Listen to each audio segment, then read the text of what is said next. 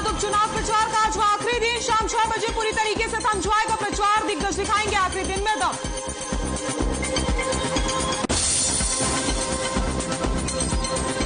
गृह मंत्री अनिल विज का पूर्व सीएम भूपेंद्र सिंह हुड्डा पर तंज में, कहा हुड्डा की आंखों के आगे छाया रहता है अंधेरा। वैक्सीनेशन पर गलत आंकड़े प्रस्तुत करते हैं पूर्व सीएम। कैप्टन अमरिंदर सिंह ने किया नई पार्टी बनाने का ऐलान, कहा पार्टी का नाम तय होगा तो बताऊंगा, चुनाव आयोग के साथ हुई हमारी बैठक।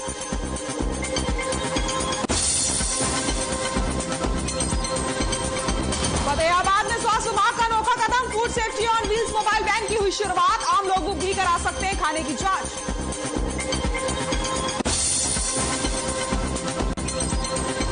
सोनीपत में डेंगू का कहर जारी, सामने आए 418 डेंगू के मरीज। स्वास्थ्य विभाग ने किए पूरे इंतजाम, 50 बेड का डेंगू वार्ड तैयार।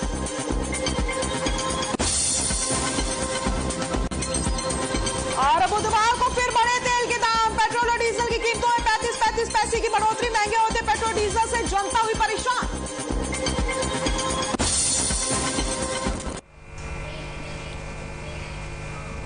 नमस्कार, बुलेटिन में आप सभी का स्वागत है। मैं हूं आपके साथ सृष्टि शुक्ला। बुलेटिन की शुरुआत करते हैं इस वक्त की बहुत बड़ी खबर के साथ। बड़ी खबर आपको बता देते हैं, कैप्टन अमरिंदर सिंह ने नई पार्टी बनाने का ऐलान कर दिया है। बड़ी खबर आपको हम बता रहे हैं, जहां पर कैप्टन अमरिंदर सिंह ने नई पार्टी बनाने का ऐलान कर दिया है। साथ ही साथ पार्टी का नाम का ऐलान अभी नहीं किया गया है और साफ तौर पर कह दिया गया है कि जैसे ही पार्टी का नाम तय होता है बता दिया जाएगा। कैप्टन अमरिंदर सिंह ने नई पार्टी बनाने का ऐलान कर दिया है। पार्टी का नाम तय होगा तो बताया जाएगा।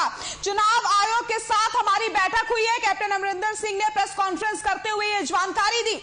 कल गृह मंत्री अमित शाह से मुलाकात भी करूंगा।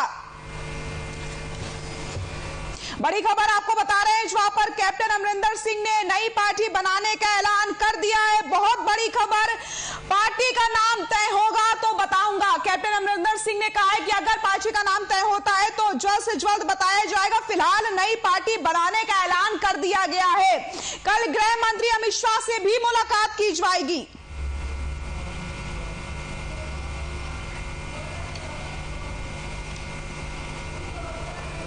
कैप्टन अमरिंदर सिंह ने नई पार्टी बनाने का ऐलान कर दिया है। पंजाब के पूर्व सीएम कैप्टन अमरिंदर सिंह ने बुधवार को प्रेस कॉन्फ्रेंस करके एक बड़ा ऐलान किया है। उन्होंने कहा कि नई राजनीतिक पार्टी का गठन करने जा रहा हूं,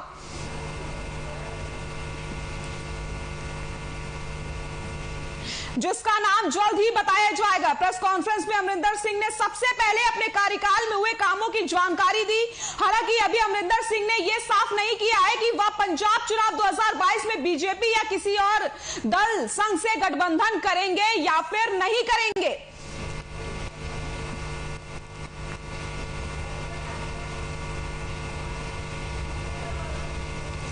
कैप्टन अमरिंदर सिंह ने नई पार्टी बनाने का ऐलान कर दिया है। पार्टी का नाम तय होगा तो बताया जाएगा। चुनाव आयोग के साथ उनकी बैठक भी हुई है। कल गृह मंत्री अमित शाह से भी मुलाकात करूंगा। कैप्टन अमरिंदर सिंह ने प्रेस कॉन्फ्रेंस करते हुए सारी जानकारी दी। साथ ही साथ कांग्रेस की मुश्किलों को बढ़ाने वाली बात भी कैप्टन अमरिंदर सिंह ने कही है। उन्होंने कहा कि संपर्क में बहुत सारे कांग्रेस नेता हैं। ये बड़ी बात है, क्योंकि जैसे ही कैप्टन अमरिंदर सिंह ने पार्टी बनाने का ऐलान किया, इससे ये साफ लग रहा है कि जो कांग्रेस की अंदरूनी कलह है वो साफ निकलकर सामने आ रही है। कैप्टन अमरिंदर सिंह ने नई पार्टी बनाने का ऐलान कर दिया है। पार्टी का नाम तय होगा तो बताया जाएगा।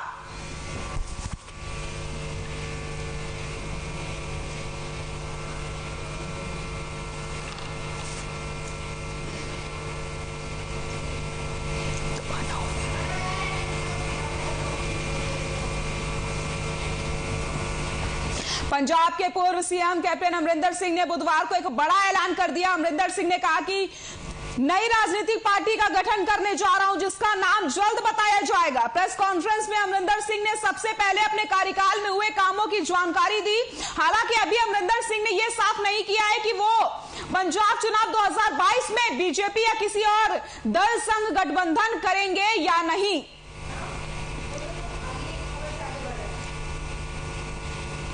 कैप्टन अमरिंदर सिंह ने प्रेस कॉन्फ्रेंस करते हुए कहा कि हां, मैं पार्टी बनाने जा रहा हूं। अब सवाल यह है कि पार्टी का नाम क्या है, यह मैं आपको नहीं बता सकता क्योंकि मैं खुद नहीं जानता। जब चुनाव आयोग पार्टी का नाम और चिन्ह को मंजूर करता है, मैं आपको बता दूंगा। हम सभी 117 सीटों पर चुनाव लड़ेंगे। कैप्टन अमरिंदर सिंह ने यह बातें कही हैं।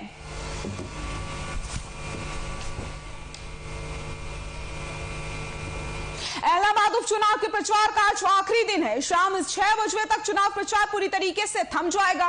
उपचुनाव के लिए उम्मीदवार और पार्टियां पूरी तरीके से प्रचार में जोरों शोरों से जुटी हुई हैं। उपचुनाव में वोटिंग के लिए आखिरी 3 दिन बचे हैं। इस बार चुनाव प्रचार पर रोक 3 दिन पहले ही लगाई जा रही है। प्रचार थमने से एक दिन पहले मुख्यमंत्री मनोहर लाल और डिप्टी सीएम दुष्यंत चौटाला ने जनसभा करके लोगों से बीजेपी प्रत्याशी के समर्थन में वोट की अपील करी। कांग्रेस और इनेलो भी अपने प्रत्याशी के समर्थन में वोट जुटाने में लगी हुई है। इलाहाबाद के उपचुनाव पर सभी की नजरें हैं क्योंकि यहां 60 से 70% वोटर साइलेंट हैं। ये साइलेंट वोटर ही हार जीत तय करेंगे। आपको बताते चले कि 30 अक्टूबर को मतदान होना है, जिसके नतीजे 2 नवंबर को सामने आ जाएंगे।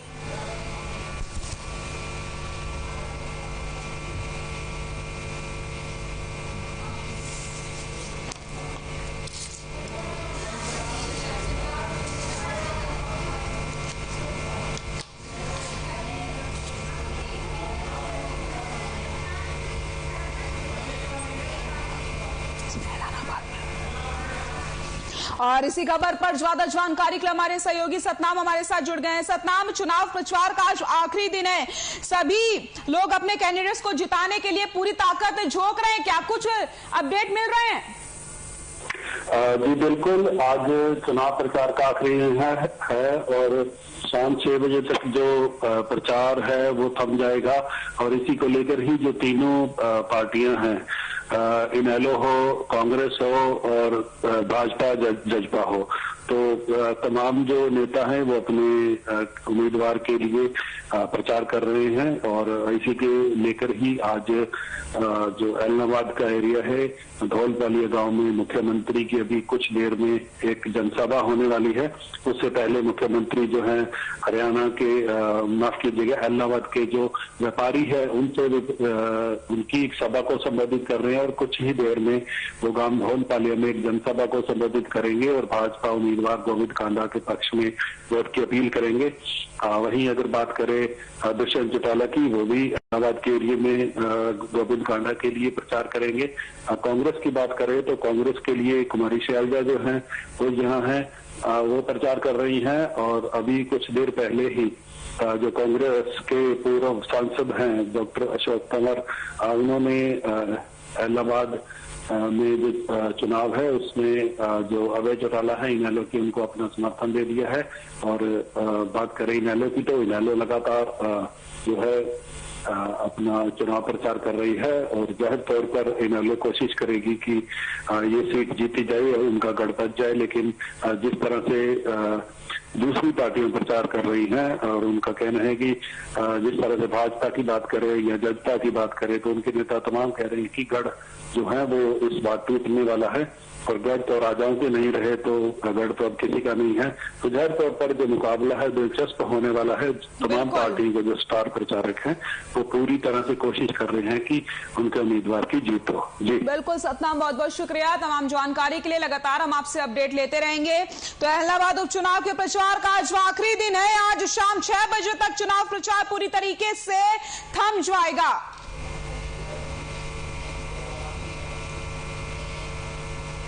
हरियाणा के उप मुख्यमंत्री दुष्यंत चौटाला ने बीजेपी प्रत्याशी के समर्थन में जनसभा को संबोधित किया। दुष्यंत चौटाला ने कहा कि आप लोग बीजेपी जेजेपी गठबंधन के उम्मीदवार गोविंद कांडा को वोट देकर विधानसभा में भेजने का काम करें। इलाहाबाद हल्के के विकास की जिम्मेदारी मेरी होगी। डिप्टी सीएम ने इलाहाबाद विधानसभा उपचुनाव प्रचार के कई जनसभाएं की। उप मुख्यमंत्री ने इलाहाबाद विधानसभा क्षेत्र में विकास न होने का मुख्य कारण पूर्व विधायक अभय चौटाला को बताया। उन्होंने कहा कि अभी तक इस क्षेत्र में चुने जाने वाले विधायक ने कभी भी सरकार से क्षेत्र के लोगों के अधिकारों की पैरवी नहीं करी है। दुष्यंत चौटाला ने कहा कि वे केवल राजनीति चमकाने के लिए बयानबाजी करते हैं और उन लोगों के लिए बिजली, पानी, गली व सड़कों के विकास की तरफ ध्यान नहीं दिया। डिप्टी सीएम ने कहा कि अभय चौटाला उंगली कटवाकर शहीद होना चाहते थे।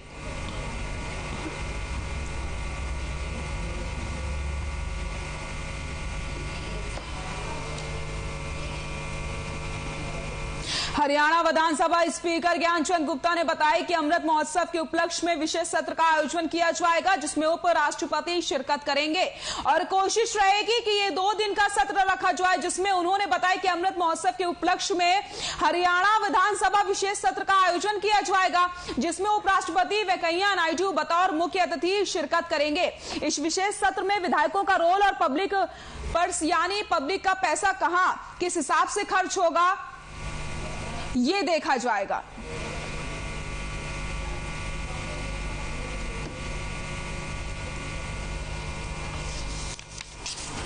आदरणीय श्री वेंकैया नायडू जी से इस उपलक्ष्य में अमृत महोत्सव पूरे देश में मनाया जा रहा है और विभिन्न स्थानों पर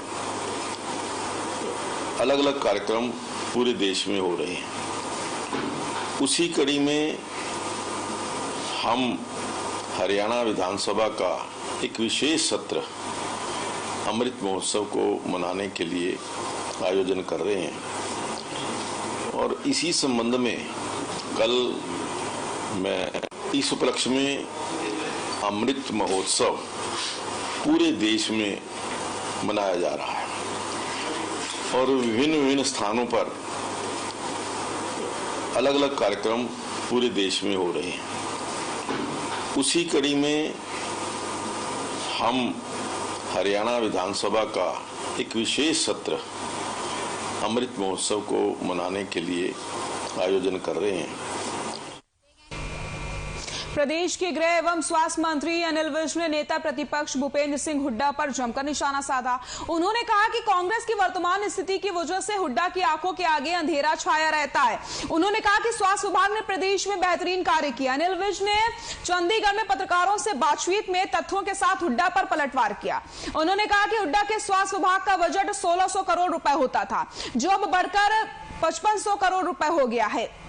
अब तक 2.5 करोड़ से ज्यादा लोगों को कोविड की वैक्सीन लग चुकी है और आगे भी लगातार वैक्सीन का काम जारी रहेगा। हुड्डा पता नहीं कौन सी दुनिया में रहते हैं, गलत आंकड़े प्रस्तुत करने की उनकी बहुत पुरानी आदत है। विज ने कहा कि कानून व्यवस्था भी पूरी तरीके से सुधर चुकी है। पूर्व मुख्यमंत्री आजकल कांग्रेस में किनारे पर बैठे हुए हैं, वो कई बार अपनी पीड़ा भी व्यक्त कर चुके हैं। अनिल विज ने कहा कि उनकी नैया किस ओर जाएगी उसके बारे में कुछ नहीं कहा जा सकता।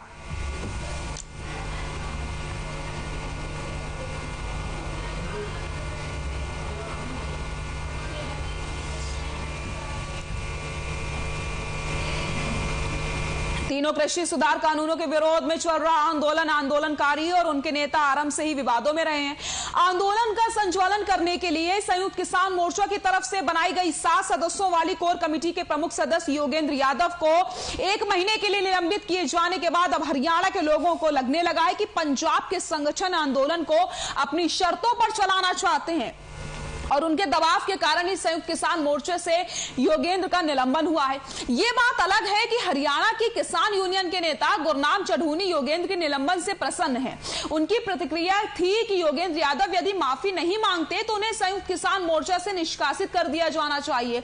चढ़ूनी की योगेंद्र और राकेश टिकैत दोनों से नहीं बनती। टिकैत के विरोध में वो पहले भी कई बार बोल चुके हैं। योगेंद्र से वह इसलिए खफा रहते हैं कि जब मोर्चा से उनका निलंबन हुआ था तब योगेंद्र ने महत्वपूर्ण भूमिका निभाई थी।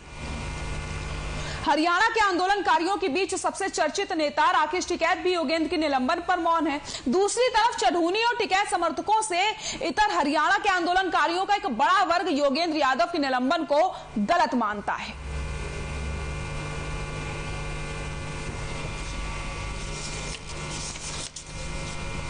तीनों कृषि सुधार कानूनों के विरोध में चल रहा आंदोलनकारी और उनके नेता आरंभ से ही विवादों में चल रहे हैं।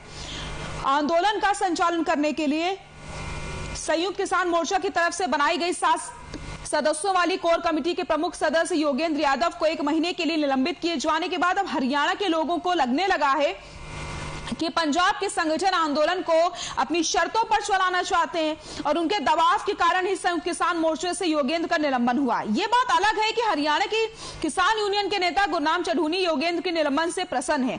उनकी प्रतिक्रिया थी कि योगेंद्र यादव यदि माफी नहीं मांगते तो उनके संयुक्त किसान मोर्चे से निष्कासित कर दिया जाएगा।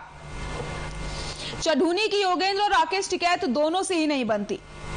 टिकैत के विरोध में वो पहले भी कई बार बोल चुके हैं। योगेंद्र से वो इसलिए खफा रहते हैं क्योंकि जब मोर्चे से उनका निलंबन हुआ था तब योगेंद्र ने महत्वपूर्ण भूमिका निभाई थी। हरियाणा के आंदोलनकारियों के बीच सबसे चर्चित नेता राकेश टिकैत भी योगेंद्र के निलंबन पर मौन नजर आ रहे हैं। दूसरी तरफ चढ़ूनी और टिकैत समर्थकों से इतर हरियाणा के आंदोलनकारियों का ये बड़ा वर्ग योगेंद्र यादव के निलंबन को गलत मान रहा है।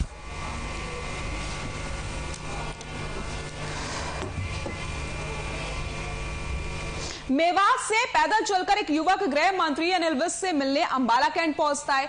युवक का नाम डालचंद है जो मेवात मेडिकल कॉलेज में वार्ड बॉय के पद पर कार्य करता है। उसे कॉलेज से निकाल दिया गया है। युवक ने अपनी गुहार प्रशासन से भी लगाई लेकिन युवक की कहीं नहीं सुनी गई, जिसके बाद उसने प्रदेश के गृह मंत्री से मिलने का फैसला किया और मेवात से पैदल ही निकल पड़ा।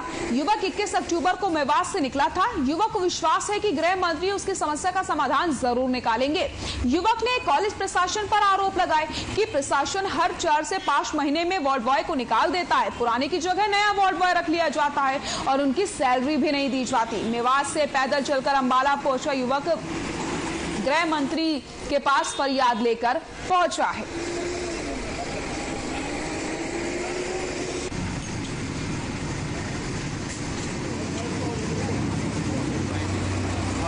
मेरी समस्या ये है कि जी मैं मेवात मेडिकल कॉलेज लल्लड़ में जो है कि जॉब करता था वार्ड बॉय के पद पर, आउटसोर्सिंग कंपनी BSS कंपनी में। कंपनी का मालिक जो है कि एट प्रेजेंट विधायक राकेश दौलताबाद है। राकेश दौलताबाद ने 2 सुपरवाइजरों को नियुक्त किया हुआ मेवात मेडिकल कॉलेज में। एक तो है रवि शर्मा जो गुड़गांव से है, एक है निसार जो कि अडबर से है। उन्होंने जो है कि प्रशासनिक अधिकारियों से मिली भगत करके जो है कि वो बना रखा है कि हर महीने जो है कि हर महीने 2 महीने में 4 से 5 वार्ड बॉय को ये निकाल देते हैं, ड्यूटी से निकाल देते हैं।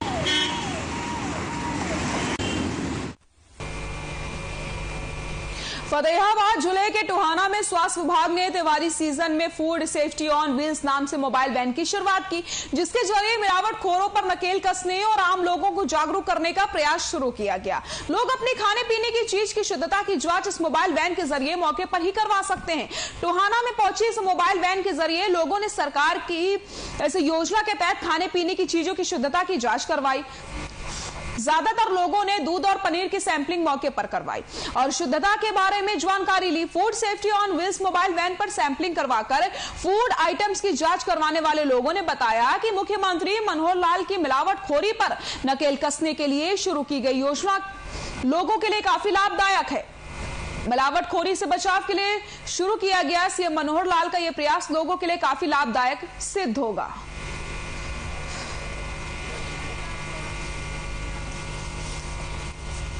फतेहाबाद जिले के टोहाना में स्वास्थ्य विभाग ने त्योहारी सीजन में फूड सेफ्टी ऑन व्हील्स नाम से मोबाइल वैन की शुरुआत की है।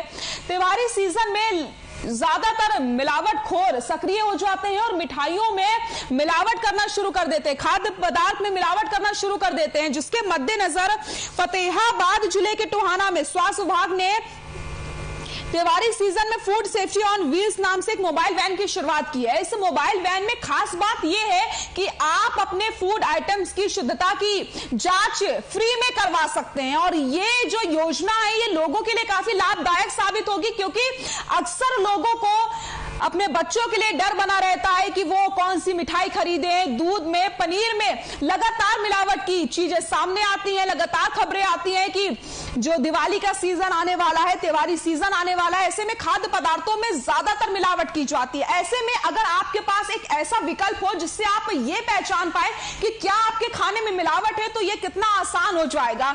इसी के मद्देनजर फूड सेफ्टी ऑन व्हील्स नाम से मोबाइल वैन की शुरुआत करी गई है, जो हर जगह जा करके खाने की शुद्धता की जांच करेगी और फ्री में कोई भी अपने खाने की जांच करवा सकता है। इस वैन की शुरुआत होते ही लोगों में खुशी का तरह माहौल देखने को मिला है। लोगों का यह कहना है कि वो अब मिलावटखोरों से बच पाएंगे, क्योंकि त्योहारी सीजन में सबसे ज्यादा खाने के आइटम्स में मिलावट की जाती है और त्योहार का सीजन आने वाला है, ऐसे में मिलावटखोर सक्रिय हो जाते हैं।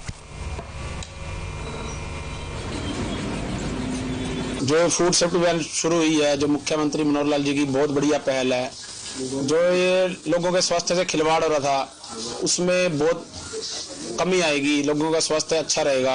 आज मैंने 1-2 दूध के सैंपल जो दिलवाए हैं उनमें पॉजिटिव रिजल्ट आया है। ये मोबाइल फूड टेस्टिंग लैब है, खाद्य सुरक्षा विभाग द्वारा संचालित है। तो जो डॉक्टर सुरेंद्र पुनिया है FSO और designated officer ND Sharma ji, उनके नेतृत्व में ये टीम काम कर रही है। 1 महीने के लिए ये फतेहाबाद के लिए आई हुई है। फूड सेफ्टी वैन जो हरियाणा सरकार मुख्यमंत्री द्वारा चलाई गई है, ये बहुत ही अभूतपूर्व योजना है। इस योजना से जो भी हम खाना दान खाते हैं उसकी मौके पर ही सैंपलिंग हो पाएगी। इसी प्रकार हमने सैंपल करवाए भी थे, दूध के सैंपल करवाए थे।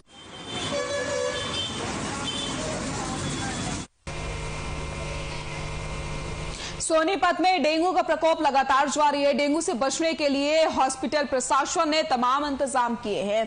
700 से 800 ओपीडी प्रतिदिन की जा रही है। अब तक जिले में 418 डेंगू के मरीज सामने आ चुके हैं। सोनीपत शहर की बात की जाए तो कुल 40 मरीज एडमिट हैं, जिसमें से 22 की छुट्टी हो चुकी है। वहीं 18 मरीज अभी भी डेंगू से लड़ रहे हैं। हॉस्पिटल प्रशासन द्वारा 50 बेड का डेंगू वार्ड बनाया गया है, जिसमें मच्छरदानी से लेकर तमाम प्रकार की व्यवस्थाएं मौजूद हैं। साथ ही मुफ्त में टेस्ट प्रक्रिया से लेकर दवाइयां उपलब्ध करवाई जा रही हैं और प्रतिदिन मच्छरों के प्रकोप को कम करने के लिए छिड़काव भी किया जाता है। हॉस्पिटल में अभी तक प्लेटलेट्स की आवश्यकता मरीजों को नहीं पड़ी है। आवश्यकता पड़ने पर मरीजों को कानपुर भेज दिया जाएगा, जहां पर पर्याप्त व्यवस्था प्लेटलेट्स की गई है।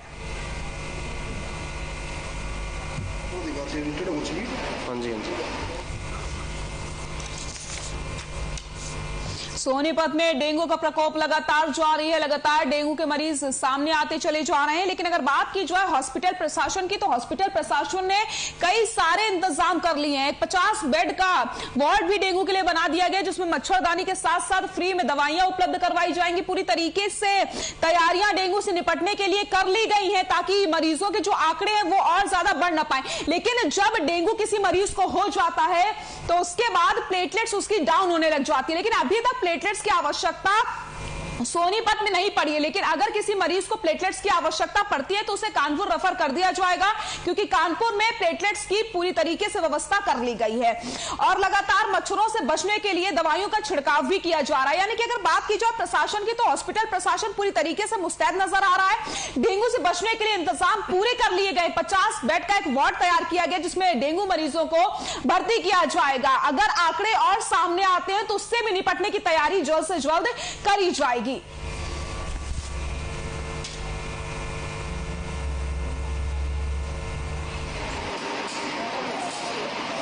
जो है जिला सोनीपत के अंदर 418 केस जो है डेंगू के आए हैं, जिसमें से 250 जो केसेज हैं वो तो सिविल हॉस्पिटल के अंदर डायग्नोज हुए हैं और 150 जो केसेज हैं वो खानपुर मेडिकल कॉलेज के लैब में डायग्नोज हुए हैं और 18 ऐसे केस हैं जो बाहर के डिस्ट्रिक्ट से यहाँ पे आए हैं।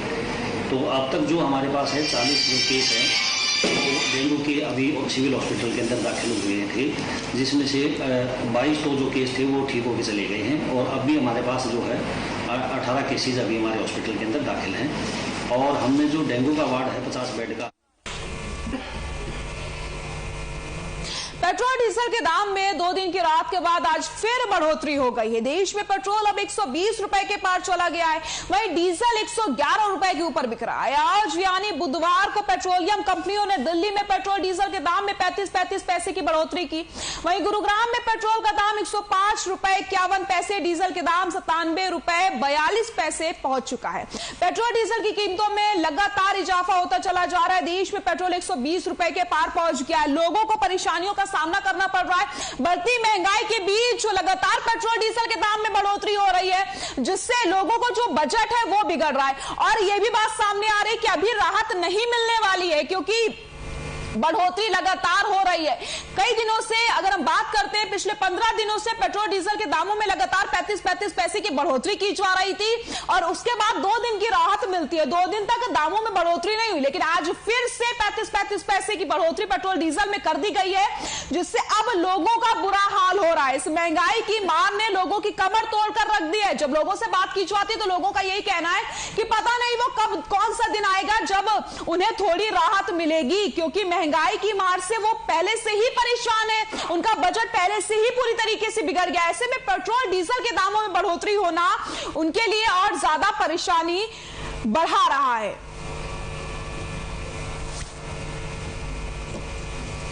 पेट्रोल डीजल के दामों में लगातार कई दिनों से बढ़ोतरी होती चली जा रही है, जिससे लोगों का जो बजट है वो पूरी तरीके से बिगड़ता हुआ नजर आ रहा है। पिछले कई दिनों से पेट्रोल डीजल के दामों में बढ़ोतरी हो रही थी, लेकिन 2 दिन के बीच में राहत दी जाती है और उसके बाद आज फिर 35-35 पैसे की बढ़ोतरी पेट्रोल डीजल में हुई है। आम लोगों की अगर बात करते हैं, उनका साफ तौर पर यह कहना है कि वो इंतजार कर रहे हैं कि ऐसा कौन सा दिन आएगा जब पेट्रोल डीजल में बढ़ोतरी ना हो करके जो रेट है वो थोड़े नीचे होंगे, जिससे उन्हें थोड़ी सी राहत मिलेगी, क्योंकि पहले ही महंगाई की मार से वो परेशान हो रहे हैं। सब्जियों के दाम आसमान छू रहे हैं। एक तरफ सब्जियों के दाम आसमान छू रहे हैं, बजट पूरी तरीके से बिगड़ा हुआ है, दूसरी तरफ लगातार पेट्रोल डीजल के जो दाम है वो बढ़ते चले जा रहे हैं। अगर हम पिछले 15 दिनों की बात करते हैं तो पिछले 15 दिनों में 35-35 पैसे की बढ़ोतरी लगातार पेट्रोल डीजल में हो रही थी, लेकिन इसी बीच 2 दिन की राहत दी और 2 दिन की राहत के बाद फिर से पेट्रोल डीजल के दामों में बढ़ोतरी हो गई। देश में पेट्रोल अब 120 रुपए के पार पहुंच गया है।